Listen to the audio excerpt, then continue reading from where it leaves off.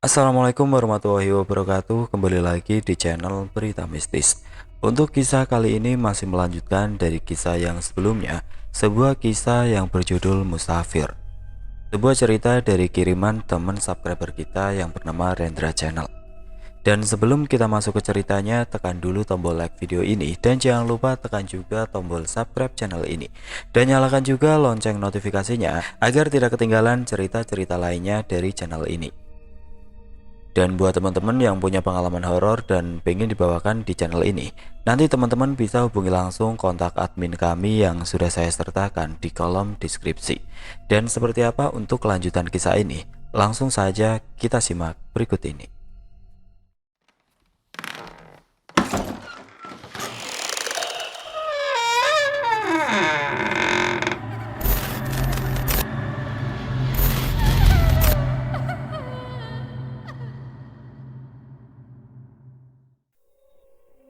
Setelah menitipkan kedua anak Anom Jaya ke Eyang Lawu, Rangga Jaya melesat dengan cepat menghadapi para buta yang mengejarnya dan berhadapan langsung dengan Raja Buta Anggara Raksakala. Kembalikan kedua anak itu, atau kau akan mati kerasialan. Saya Rangga Jaya akan menghabisimu. Beraninya kau mau memakan anak itu. Pertarungan pun berlangsung. Rangga Jaya menghadapi para anak buah Buta Kala, Raja Anggara. Dan disusul Eyang Lawu membantu adiknya melawan para buta, hingga semua para buta ambruk tidak berdaya. Kini Rangga Jaya berhadapan langsung dengan raja itu dan segera bertarung. Eyang Lawu hanya berdiri sambil kedua tangannya didekapnya dan melihat adiknya bertarung dengan Raja Anggara Raksakala. Dengan segera Raja Buta menghantamkan tangannya ke arah badan Rangga Jaya hingga terpental jauh dan menabrak lereng Gunung Lawu. Akan aku habisi kalian semua. Dengan membawa gerda besar, Raja Buta melesat berlari mengarah ke arah Rangga Jaya yang terkapar dan menghantamkan garda besar ke arah Rangga Jaya hingga membuat tanah bergetar hebat. Akibat hantaman gardu Buta Kala, dengan cepat Rangga Jaya menghindar setiap pukulan garda besar karena efeknya fatal kalau terkena garda besar itu. Di saat terdesak, Rangga Jaya ingat apa yang dikatakan gurunya Anom Jaya untuk membaca ajian-ajian jika di saat terdesak melawan Raja Anggara Raksakala. Guru pernah bilang, jika saya terdesak, harus membaca ajian ini. Dibacalah ajian itu dan keluarlah pusaka garda emas di tangan Rangga Jaya. Saat Buta Kala akan menghantamkan garda besar ke arah Rangga Jaya, ditahanlah dengan garda pusaka Anom Jaya, hingga menimbulkan percikan api dan terus saling hantam garda hingga imbang. Membuat Raja Raksakala sudah kehabisan energi. Dengan cepat Rangga Jaya melompat dan mengacungkan garda dengan kedua tangannya dan menghantamkan garda beradu dengan garda Raja Buta. Terpentalah pusaka garda Raja Buta. Dengan cepat Rangga Jaya kembali melompat dan menghantamkan garda Anom Jaya ke arah Buta Kala hingga meringis kesakitan dengan suara yang menggema dan jatuh ambruk ke tanah. Matilah kau buta sialan. Tampak Raja Buta tidak bergerak dan dengan segera Eyang Lawu membacakan ajiannya dan membakar Raja Buta dengan sangat cepat. Terima kasih Kang Mas atas bantuannya. Kini ilmu kanuraganmu sangat meningkat. Ya sudah, kita bicarakan di atas gunung. Aku ada amanat dari Bopo buatmu. Bopo? Amanat apa Kang Mas? Kita bicarakan di pendopo. Keduanya segera melesat dengan cepat menuju ke atas Gunung Lawu dan segera memasuki pendopo Eyang Lawu dan sudah duduk kedua anak Anom Jaya. Hingga teriakan bahagia kedua anak itu melihat Rangga Jaya datang. Paman, apa paman berhasil membunuh buta itu? Buta itu sudah paman bereskan Sengkala. Wah, paman hebat. Bisa ajarkan kami ilmu-ilmu itu, paman. Ucap adik Sengkala yaitu Jaya Getra. Nanti akan paman ajarkan ilmu-ilmu kanuragan kepada kalian. Asik, terima kasih paman. Sengkala dan Getra sangat senang dan terlihat Jaya Sengkala sangat sayang kepada adiknya. Sekarang, apa yang ingin kau lakukan Rangga Jaya? Saya akan pergi ke Anom Jaya, memberikan kedua anaknya. Bopo sudah bertemu dengan Anom Jaya, bahwa Bopo mengamanatkan agar kedua anak ini dibawa ke barat. dititipkan ke Darmo. Itu sudah persetujuan Bopok dengan Anom Jaya bahwa Anom Jaya sudah tidak bisa diganggu lagi dan sedang melaksanakan tapa brata. Baik Kang Mas, kalau itu titah dari Bopo dan Guru Anom Jaya, saya akan melakukannya dan saya pamit pergi ke Jawa Barat. Sembah baktos aku Kang Mas. Dengan duduk di hadapan Eyang Lawu, Ranggajaya diberikan nasihat-nasihat dari kakaknya dan mengajarkan ilmu-ilmu di perjalanan menuju ke barat kepada kedua anak dari Anom Jaya.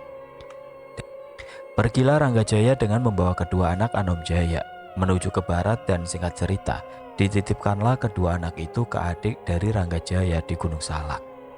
Hingga tumbuh remaja, Jaya Getra bertemu dengan Ki Hideng dan diajarkan ilmu kanuragan tingkat tinggi hingga pergi dari Gunung Salak dan ikut bersama Aki Hideng dan berpisah dengan kakaknya Jaya Sengkala. Begitulah ceritanya. Sengkala dan Getra sudah seperti anak saya dan saya menitipkan pusaka milik ayahnya ke Sengkala, pewarista pusaka Gada. Dan disitulah Rangga Sena mulai marah karena menginginkan Garuda Sakti itu. Saya sudah diperintahkan oleh guru memberikannya ke Sengkala. Jadi begitu ceritanya Ki? Iya Den, itu cerita masa laluku dengan adik saya. Ya sudah, segera kau tancapkan paku emas itu sebelum aku berubah pikiran. Baik Ki, saya izin menancapkan paku ini. Dengan menggali tanah di bawah kedua batu besar dan ditancapkanlah paku emas yang keenam di alas Purwo. Dengan segera Yanto, Sengkala dan Harimau Putih pamit meninggalkan alas Purwo dan melanjutkan kembali ke arah Gunung Bromo. Saya izin pamit Ki, semoga suatu saat nanti Aki bisa seperti Aki Putih. Apa? Aku wis bahagia dengan semua ini. Jangan kau samakan aku dengan bocah gemblung itu. Baiklah, semoga Aki bahagia. Mungkin suatu saat nanti Aki akan menemukan jalan yang terang menuju kedamaian cahaya ilahi. Ya wis, sebelum aku berubah pikiran, sebaiknya kalian pergi. Aku sudah senang di sini bersama rakyatku. Akhirnya Yanto pun berbalik dan meninggalkan tengah hutan alas Purwo dengan Sengkala dan Harimau Putih. Dan saya pamit bersama Sengkala menuju ke Jawa Barat. Jaga dirimu baik-baik dan selalu meminta perlindungan kepada Gusti Allah. Baik, sampaikan salamku ke Aki Bodas dan kau Sengkala. Terima kasih. Kalian sudah aku anggap teman bahkan saudara karena kita seagama. Semoga saja Ki Ranggajaya mendapatkan hidayah suatu hari nanti. Amin. Baik Den, saya pamit dengan si Bodas. Assalamualaikum. Waalaikumsalam warahmatullahi wabarakatuh. Harimau Putih dan Jaya Sengkala segera melesat dengan cepat di rimbunya hutan alas Purwo menuju ke Jawa Barat. Dan Yanto kembali melanjutkan perjalanannya dengan penuh rasa syukur dan kembali bersikir dan berjalan melanjutkan kembali menuju ke Gunung Bromo dan penancapan paku emas ketujuh dan terus berjalan. Singkat cerita di pagi hari Yanto keluar dari hutan itu dan kembali melanjutkan perjalanannya. Alhamdulillah Gusti, sudah pagi dan saya masih diberikan perlindungan keselamatan hingga penancapan paku emas ke-6 di alas Purwo dan semoga menuju ke Gunung Bromo juga diberikan keselamatan hingga saya berhasil menancapkan semua paku emas ini dan kembali ke Cirebon. Sudah sangat rindu dengan keluarga dan teman-teman. Yanto pun pergi meninggalkan alas Purwo menuju ke arah Gunung Bromo dan kembali bersikir dan bersolawat.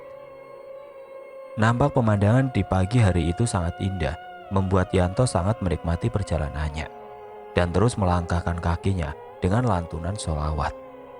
Dimanapun kamu berada, jaga adab dan sopan santun. Niscaya adab dan sopan santun akan membalasmu dengan kebaikan yang lahir dari azab dan sopan santunmu. Teruslah meminta perlindungan kepada Zat yang Maha Agung, karena Dialah yang Maha Pengasih lagi Maha Penyayang. Saya Yanto hanya manusia biasa yang tidak luput dari hilap dan dosa. Kita belajar dari kehidupan yang fana agar bahagia di akhirat. Melanjutkan kembali cerita sebelumnya setelah Yanto keluar dari alas Purwo.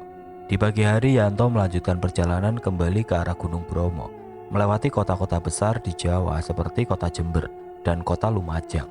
Yanto menuju ke kota Jember, memakan waktu berhari-hari untuk sampai ke kota itu. apalagi Yanto hanya berjalan kaki. Alhamdulillah ya Rob, sekarang saya telah menancapkan paku ke-6, tinggal 3 paku lagi. Alhamdulillah perjalanan ini banyak pelajaran yang saya ambil, arti dari kehidupan yang sesungguhnya, bahwa hidup itu dipergunakan untuk sesuatu yang bermanfaat bagi sekitar. Gumam Yanto sambil tersenyum. Yanto terus berjalan dan melanjutkan ke kota Jember. Setelah melewati kota Jember, singkat cerita Yanto sampai di Lumajang setelah berhari-hari berjalan kaki dengan terus berzikir dan bersolawat. Hingga berhari-hari lamanya, singkat cerita sampailah Yanto di kota Lumajang dan masuk ke daerah pemukiman penduduk. Dan Yanto sangat senang dan sering menyapa warga yang lewat.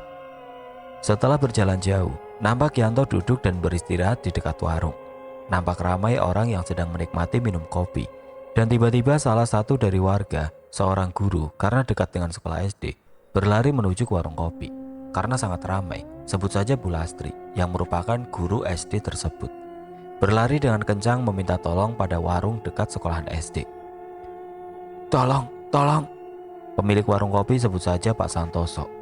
Pak Santoso pun keluar dan menanyakan kepada Bu Lastri yang berlari sampai ke warungnya dengan teriak minta tolong. Juga para warga yang sedang asik ngopi terkaget dengan teriakan Bu Lastri guru SD tersebut. Tolong Pak Santoso, semua siswa hampir kesurupan massal. Para guru yang lain sedang menjaganya. Tolong Pak. Waduh Bu, gimana ini? Pak, tolong anak-anak sekolahan pada kesurupan massal, ucapnya kepada para warga sekitar yang asik ngopi. Yanto yang juga berada di warung tersebut sedang duduk di pinggir warung, menghela nafas dan berdiri mengikuti para warga dan Bu Lastri yang berjalan cepat menuju ke sekolahan SD tersebut. Sesampainya di area sekolah, semua warga ikut masuk dan satu persatu mulai memegang anak-anak yang mengalami kesurupan massal. Semuanya sudah berada di lapangan depan sekolahan. Nampak para guru menenangkan anak-anak yang kesurupan massal, sedangkan Yanto masih berdiri di depan gerbang sekolah melihat situasi ini karena hampir semua siswa mengalami kesurupan massal. Astagfirullah, ada apa dengan sekolahan ini?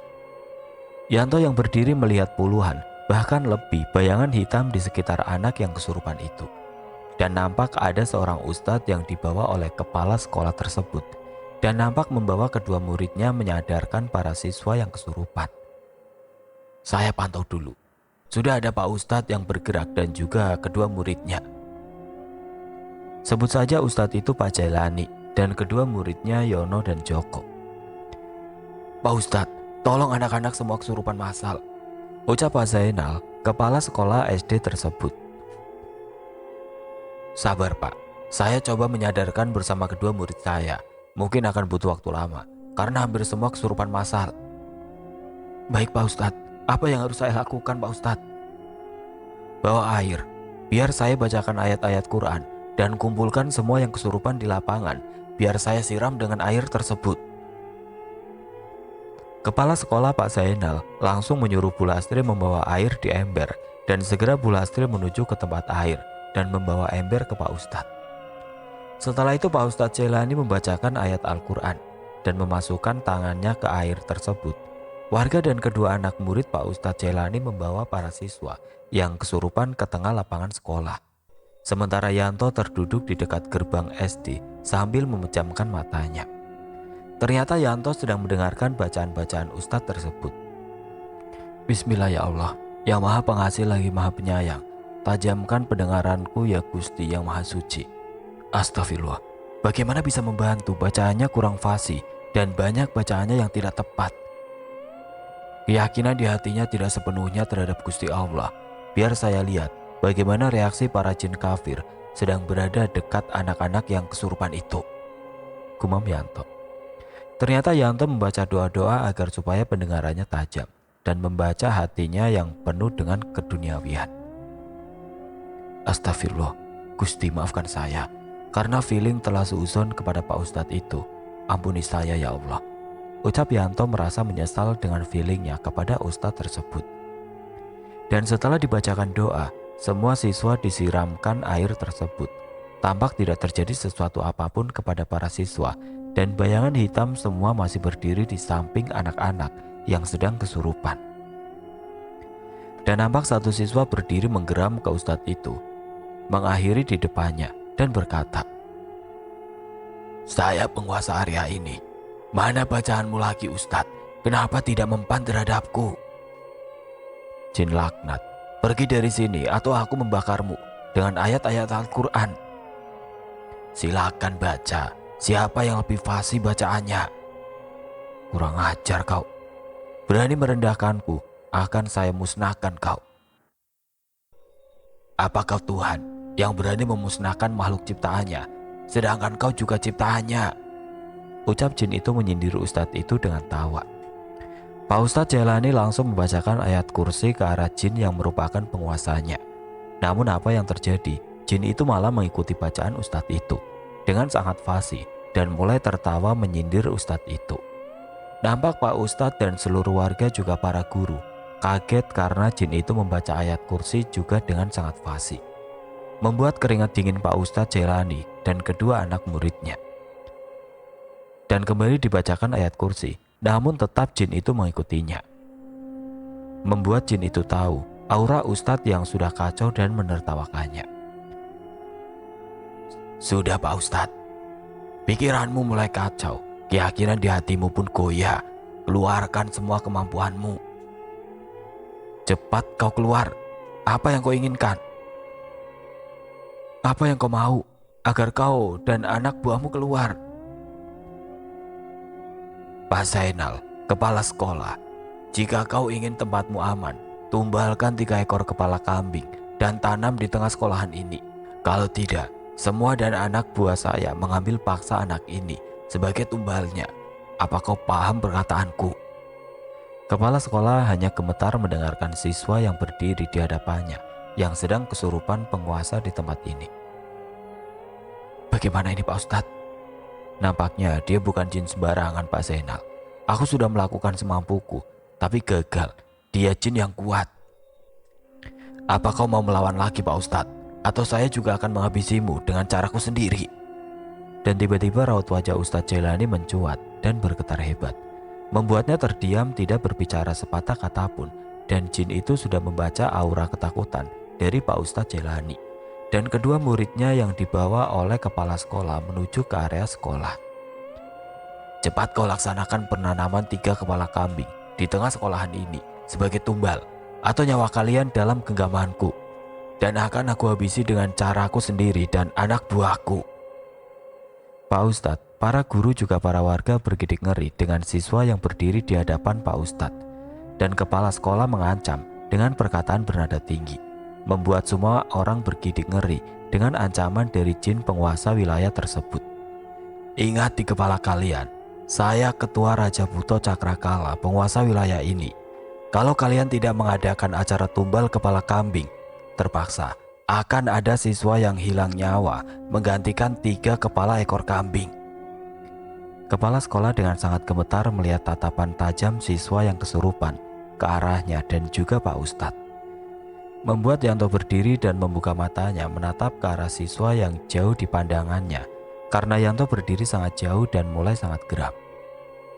"Makhluk laknat, coba menyesatkan para warga dengan adanya tumbal kepala kambing.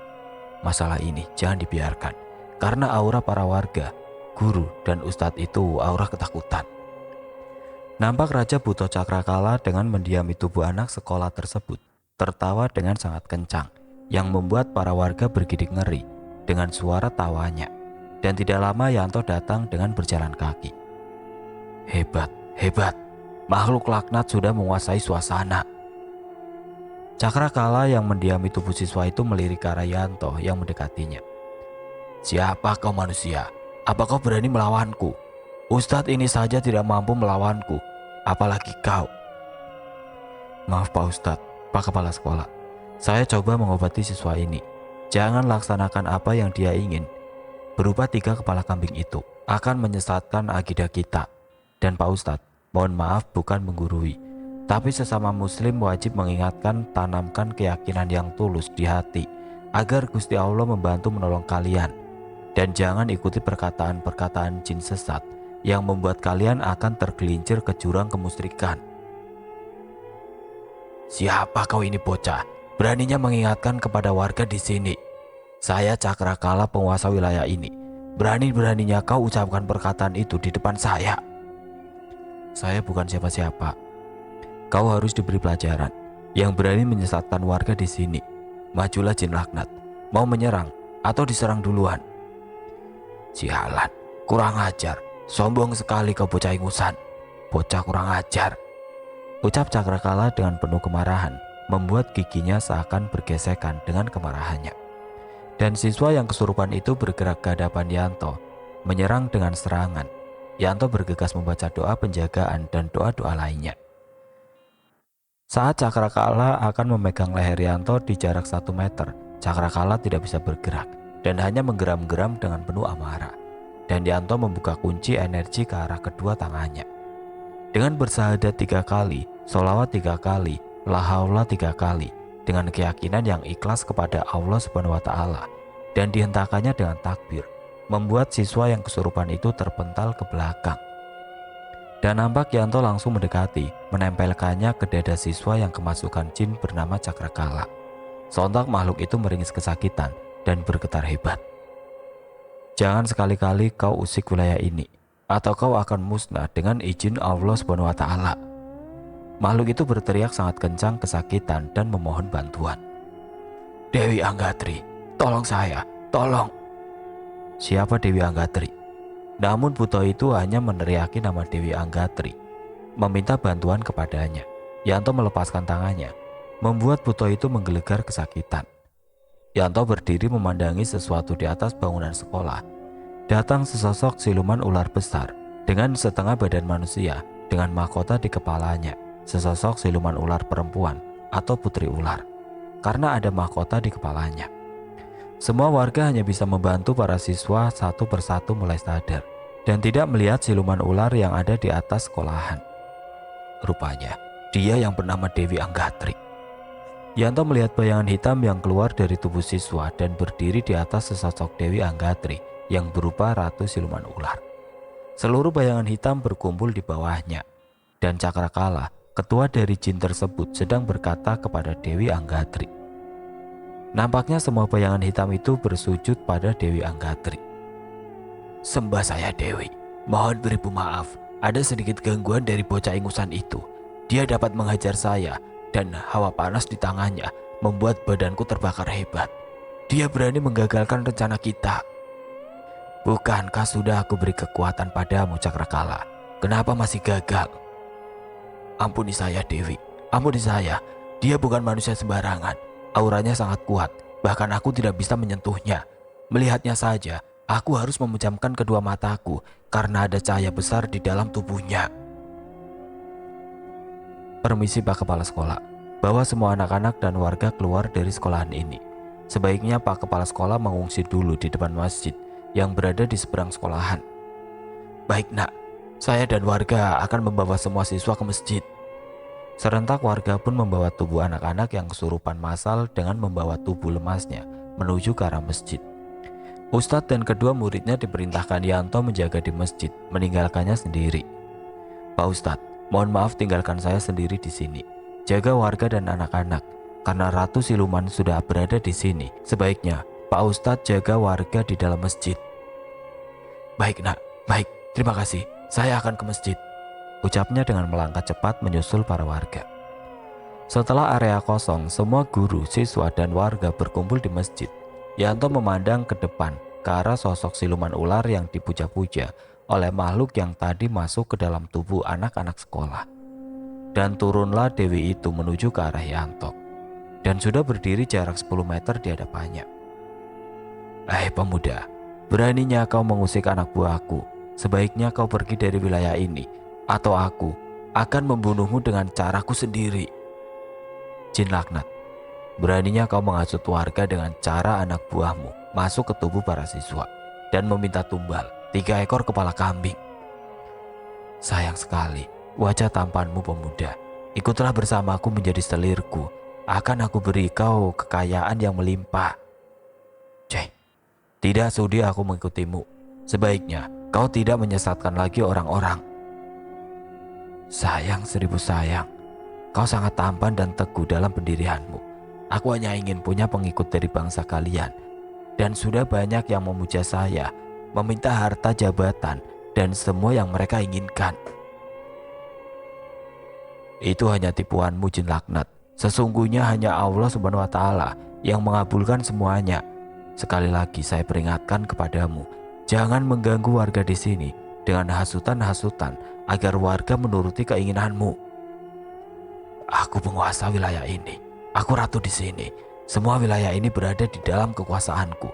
Jangan kau ikut campur, pemuda, atau aku tidak segan-segan menghabisi dengan caraku sendiri. Silakan, jika kau mampu, Dewi Siluman Ular. Kalian, serang pemuda ini. Cepat habisi dia. Serentak bayangan hitam maju dan menyerang Yanto. Dan hembasan dengan takbir oleh tongkat kayu Gunung Jati membuatnya terpental. Kurang ajar kau. Tiba-tiba puluhan pasukan ular siluman datang dengan panglima-panglima perang dengan kemarahan Dewi Anggatri, membuat panglima perangnya seakan ingin cepat menyerang Yanto. Namun tiba-tiba datanglah sesosok kakek-kakek yang mendatangi Yanto di alas Purwo Ismoyo Jati.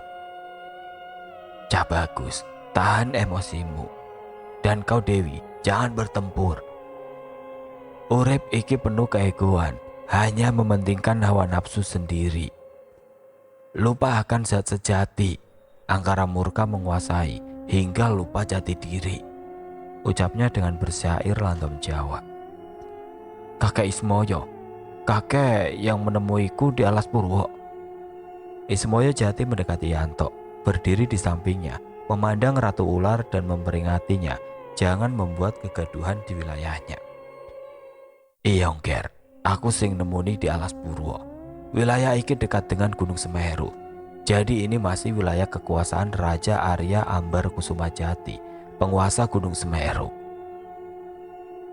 Saya hanya membantu para warga dengan hasutan-hasutan kesesatan siluman ini. Ismoyo Jati, jangan kau ikut campur. Aku akan ikut campur karena ini wilayahku. Jangan membuat kegaduhan di wilayahku, Dewi Anggatri. Atau aku akan sedikit kasar mengusirmu. Akan aku laporkan ke bopoku, penguasa Laut Selatan. Kau telah menggangguku dan berani mengusirku. Kau diliputi hawa nafsu. Silakan kau pergi dari wilayahku. Jangan kau usik ketentraman warga di sini, atau Raja Arya Ambar Kusuma Jati menangkapmu. Mendengar nama Raja Arya Ambar Kusuma Jati, penguasa Gunung Semeru, membuat takut Dewi Anggatri. Dengan raut wajah pucat dan gemetar mendengar nama Raja penguasa gaib Gunung Semeru. Helaan nafas panjang Dewi Anggatri mendengar Raja Arya Ambar Kusuma Jati, penguasa Semeru, membuat terdiam dan segera memerintahkan pasukannya untuk mundur dari wilayah kekuasaan Gunung Semeru. Baiklah Romo Ismoyo, saya akan pergi dari wilayahmu. Kau sangat aku hormati sebagai sesepuh Jawa. Tapi dendamku pada pemuda ini akan saya balas nanti. Ingat itu pemuda, saya akan terus mengincarmu. Para siluman ular berbalik dan berliuk sangat cepat meninggalkan area wilayah kekuasaan Ismoyo Jati.